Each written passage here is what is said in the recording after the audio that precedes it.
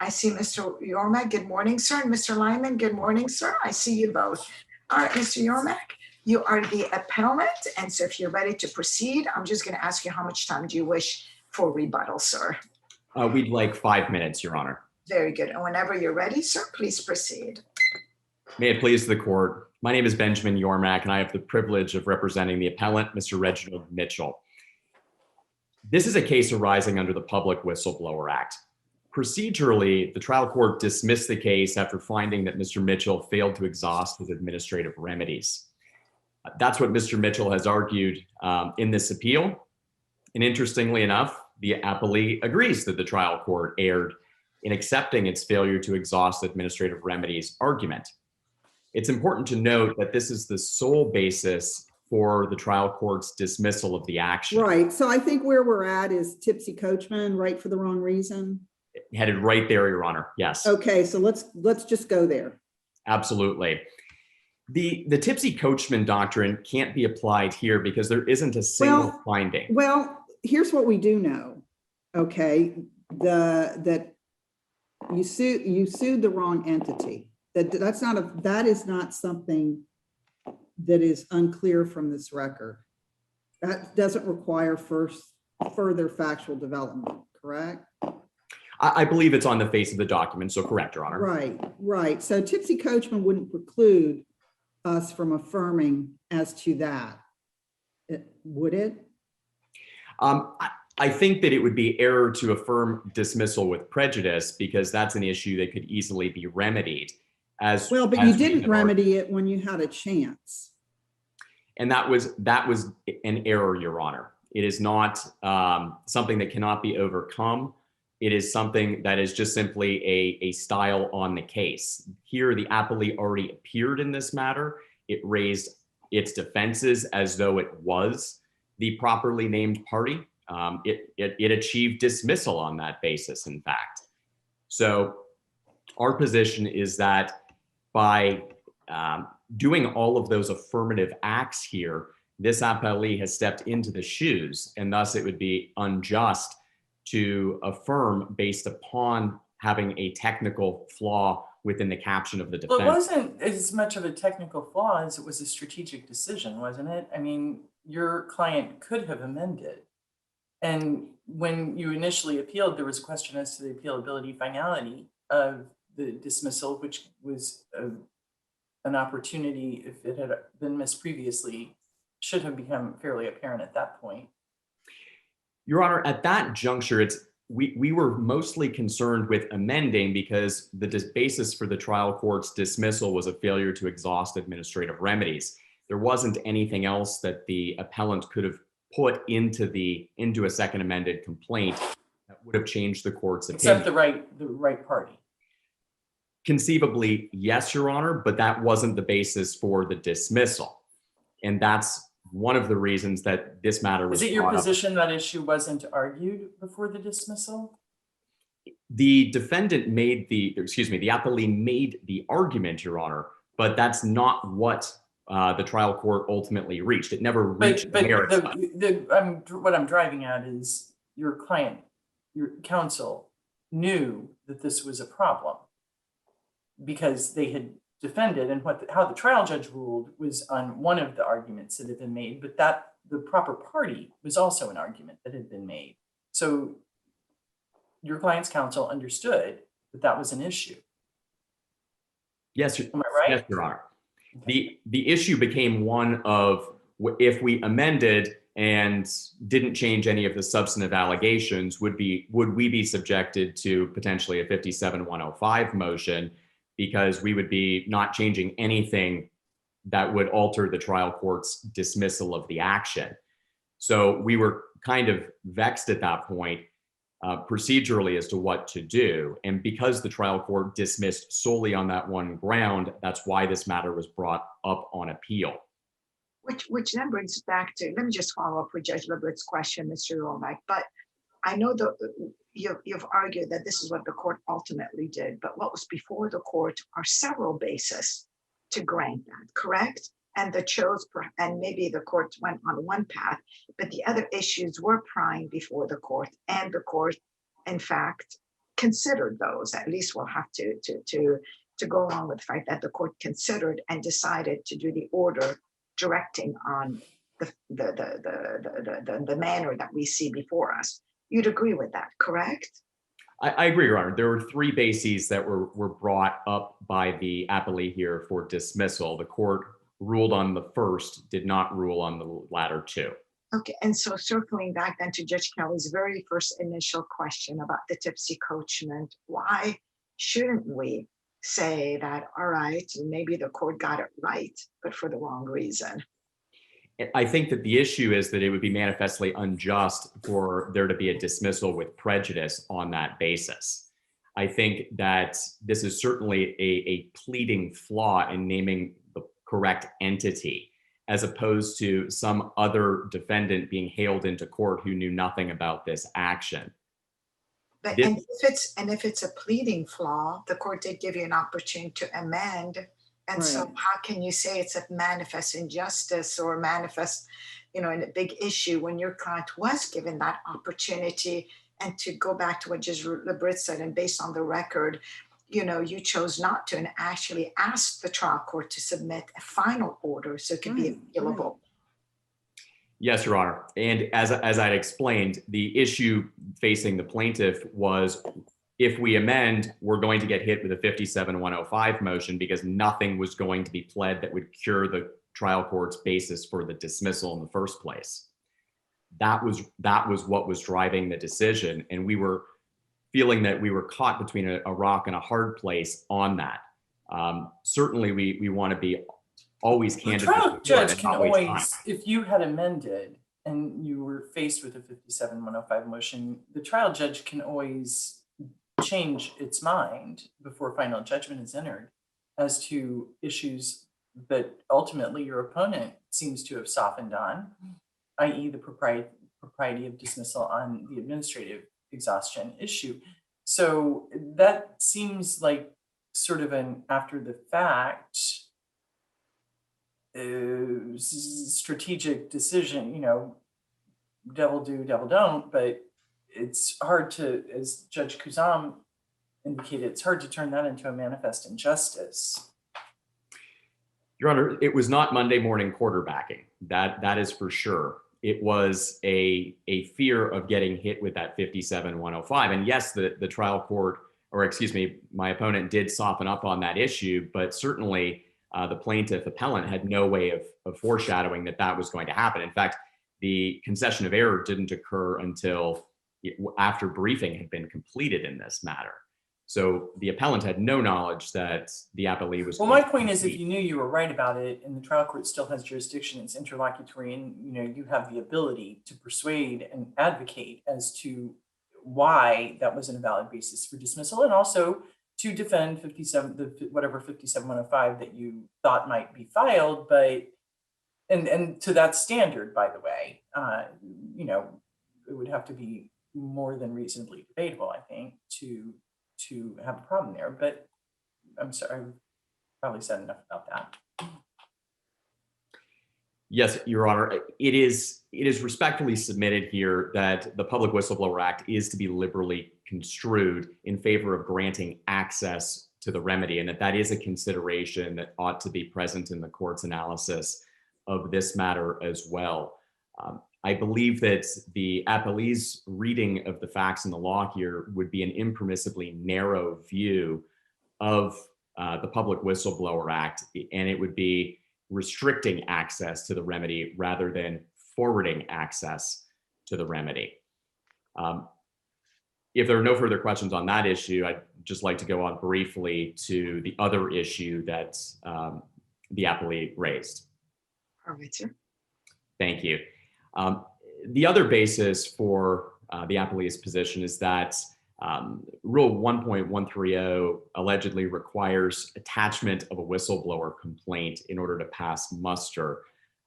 That isn't true. There is no case law that supports that. In fact, the rule applies mostly to contracts and the like. And what is sued on here is the Excuse me, I'm sorry to interrupt. I just want to make sure I understand correctly that there is a written demand or complaint is required to pursue a whistleblower claim, that you have to notify in writing. Is that not true? Not in all circumstances, Your Honor, under the Public Whistleblower Act, but that is one category of protected activity. Okay, Okay. go ahead. Nowhere in the Public Whistleblower Act is there a requirement that a whistleblower complaint has to be attached to the lawsuit or else there's dismissal. We aren't suing. Well, but I mean, as I understand the rule, if there's a document upon which your claim relies, in other words, you have no claim if you don't have this document, you need to attach it or you need to incorporate the terms into the complaint. And I think your position is you've incorporated. Is that right? Or is your position that we don't need to attach it because it's not required to pursue this claim? It is both, Your Honor. We have said in the first instance, no, it's not required because it's not a contract. We're not suing on the document, we're suing on the termination, which is separate and would not be governed by the rule. Even without that, sufficient facts were pled at paragraph 13 that incorporate the substance of what Mr. Mitchell's whistleblower complaint was. And so either Would you way, refresh my memory on what that is? Because I remember when I read the briefs, I remember thinking that this was very vague. And so if you could be more specific.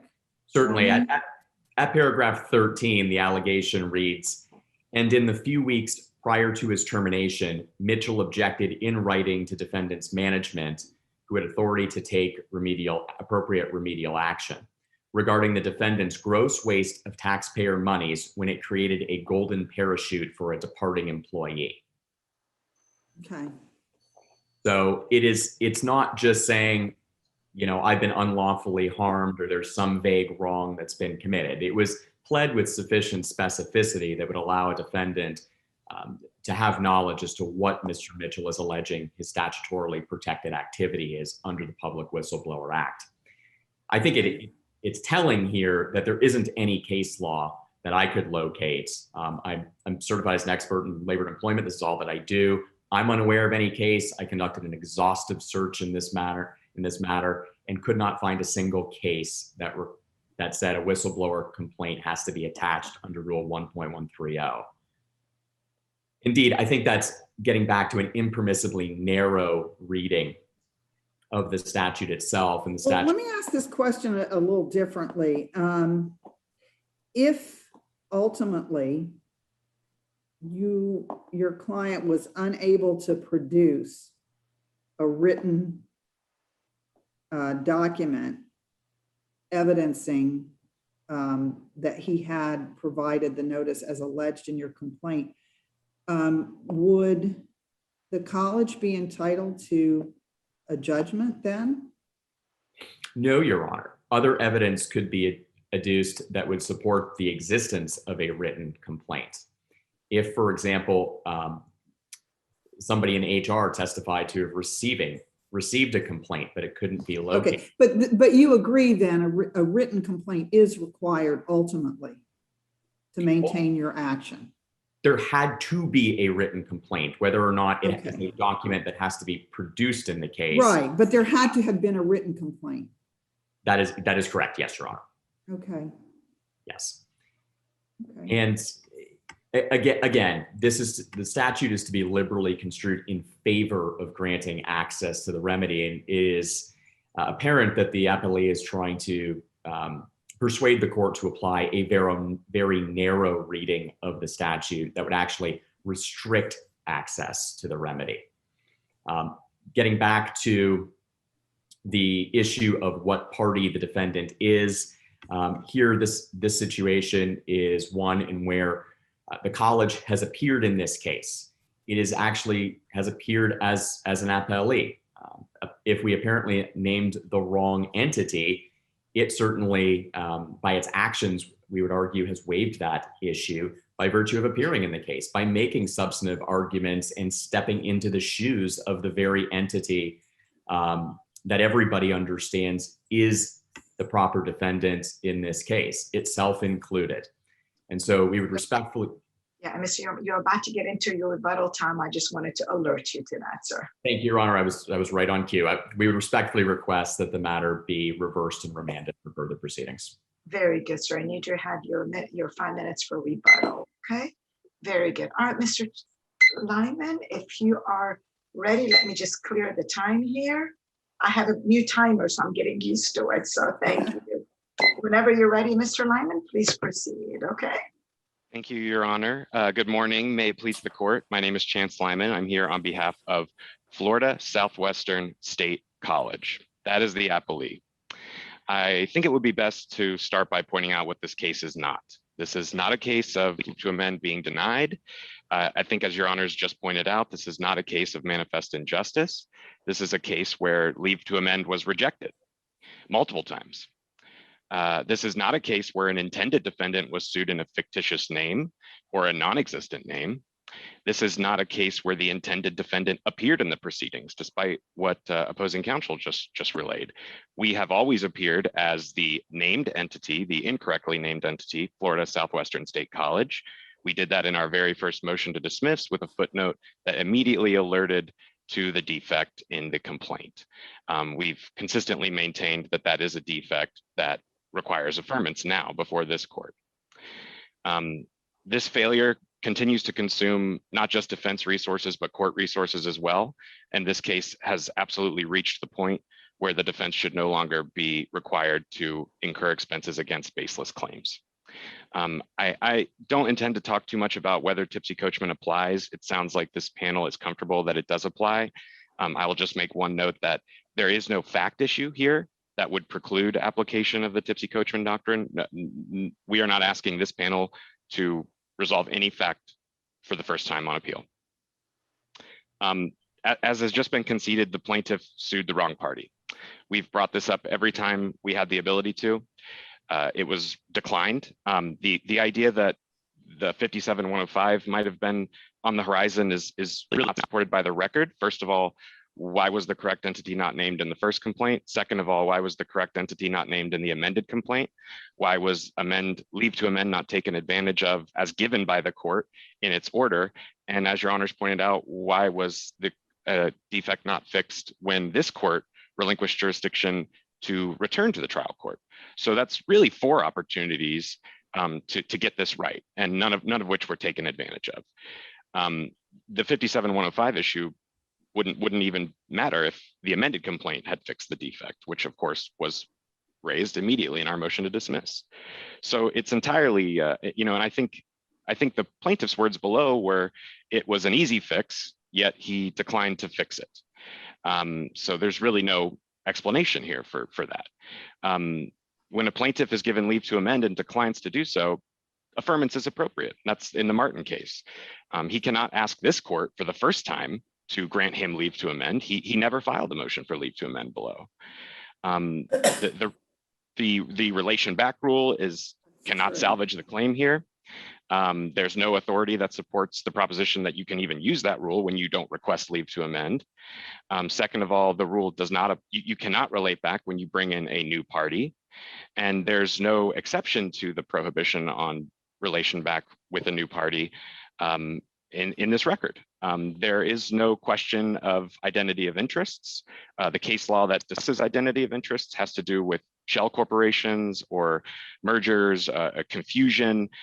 This is a question of statutory interpretation. This is not a question of fact. The Florida statutes, the legislature has expressly determined which entity is to be sued. The college, the incorrectly named college, is an existent entity, despite the fact that in the reply brief, there's a suggestion that we've argued that the college doesn't exist. The college does exist. It was incorrectly named. It's created by statute. According to another statute, 1001.63, the correct entity to be sued and to sue is the District Board of Trustees. Again, my opponents conceded that that was the correct entity to be sued and that he did not sue the correct entity. There is a suggestion that we've stepped into the shoes. That is not supported by the record. We've always appeared as the college itself, and the idea that we raised arguments in the alternative or in addition to our incorrect named party argument somehow constitutes a waiver is just not supported by the law or the record. We've always maintained that the incorrect party was sued.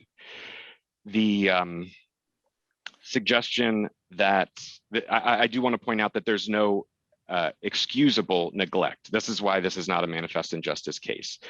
The case law shows that you can only use the exception to the prohibition against relation back when there's a new entity. Sorry, that's a long phrase.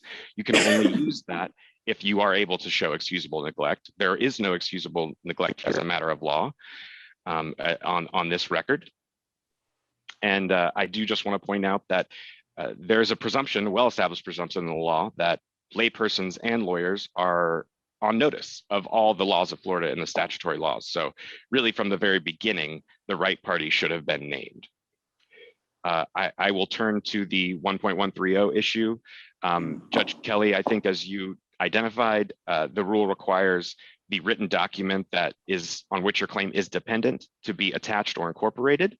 A whistleblower complaint, a whistleblower claim, particularly the one pled in this complaint and amended complaint, requires a written and signed complaint. The claim does not exist without it. Therefore, it needed to be attached or incorporated. Completely, it is accurate that there does not seem to be a whistleblower case addressing Rule 1.130. That is certainly not a reason for this court to reject the argument. That is really just a reason to turn to analogies. And we have a great analogy with contracts. Contracts need to be attached or incorporated when you bring a breach of contract action. That's because the element of your cause of action is the existence of the contract. Likewise, the element of the cause of action in this whistleblower claim is the existence of a written and signed complaint.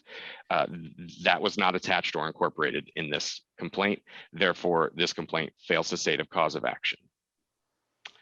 Unless there are any questions from the panel, I'm prepared to rest. So thank you all. Thank you, Mr. Lyman. And I'm going to ask you to mute your microphone, Mr. Yormak. You do have your rebuttal time, sir, of 5 minutes. All right, please proceed. Thank you, Your Honor. Looking at the Rule 1.130 issue first, it should be emphasized that a whistleblower action is not a contract action. The court should decline the appellee's invitation to extend contract law into whistleblower law. It hasn't been done before. This is not the time to do it. Well, no, but I understand the analogy. And I think everyone is on the same page that a written complaint had to have been done in order for this claim to proceed. So it seems that I think, correct me if I'm wrong, but I think that you acknowledge that, yes, there has to have been a written complaint. Is that right? Under these facts, yes. Yeah, your action is dependent on the existence of a written complaint. And, the question I have about incorporation, you've relied on that because you obviously haven't attached the writing. But it seems to me that, going back to analogies and contracts, like in a contract case, usually there's an allegation that a particular term has been breached. So you can incorporate that term into the complaint, and that kind of gets you where you need to be. But in this case, it's not so much what was contained in the written complaint, but the existence of a written complaint. So you can't really incorporate that. I mean, you've alleged there's a written complaint, but you actually need to have a written complaint. It's not so much what was contained in it, like I'm going to incorporate the terms of the written complaint. Your Honor, if I'm understanding, respond to that. I know that's rambling, but try to respond to that. Certainly, Your Honor. So, looking at a couple of the different issues, and if I miss one, please get me back focused. But as to the particular wrong that's committed, that is actually an element of the whistleblower complaint because the category of wrongdoing has to be qualifying under the Public Whistleblower Act. So you can't just say in a conclusory way, I made a whistleblower complaint, ergo I am protected. Not so. You actually have to, make the allegation that says, I made a signed written complaint regarding X, Y, and Z. And that's exactly what we did. We explained that it was made to the defendant's management. We explained that it was a golden parachute and thus a waste of public money. So we've checked those boxes on the incorporation issue.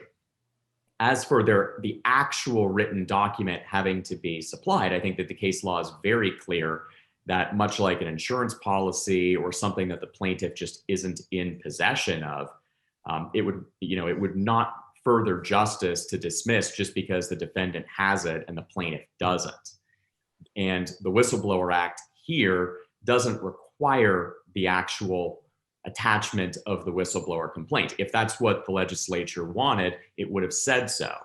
Instead, the elements of the claim under these facts are that there is a whistleblower complaint made. It was made in writing, and it did cover the appropriate subject matter that qualifies under the act.